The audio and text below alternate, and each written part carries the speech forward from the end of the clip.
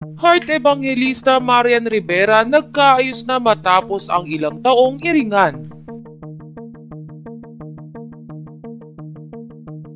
Labis na ikinatuwa ng fans ni Heart Evangelista at Marian Rivera ang pag-follow sa isa't isa sa Instagram.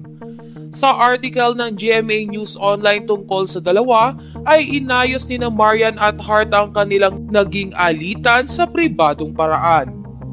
Matatandaan na lagpas isang dekada na noong napabalita ang naging away ni Marian Rivera at Heart Evangelista. Ayon kay Heart, noon sa interview niya sa 24 Oras ay sinugod siya ni Marian Rivera sa dressing room noong nagsushooting sila ng kanilang pelikula na Temptation Island. Tila nagagalit kasi si Marian Rivera sa sinabi ni Heart na excited ito na makatrabaho si Dingdong Dantes na noong panahon na yon ay nobyo ni Marian ng aktor. Pinabulaanan naman ng dating kolumnista na si Mario Bautista na si Marian ang nagsimula ng pag-aaway nila ni Heart Evangelista. Ayon dito ay magpapaalam sana noon sa Manila Airport si Marian kay Heart. Ngunit biglang sinigawan ng nanay ni Heart si Marian at sinabing, "Stay away from my daughter."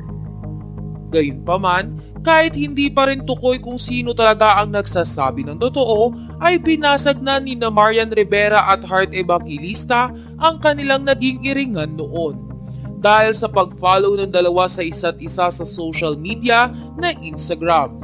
Welcome development nga ito sa dalawa, lalo na at parehas lamang sila na nasa Kapuso Network.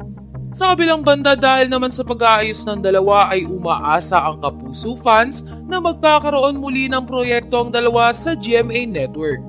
Anila ay maganda ang kalalabasan ng pagsasama ng dalawa, lalo na at sila ang kinikilalang mga reyna ng naturang istasyon.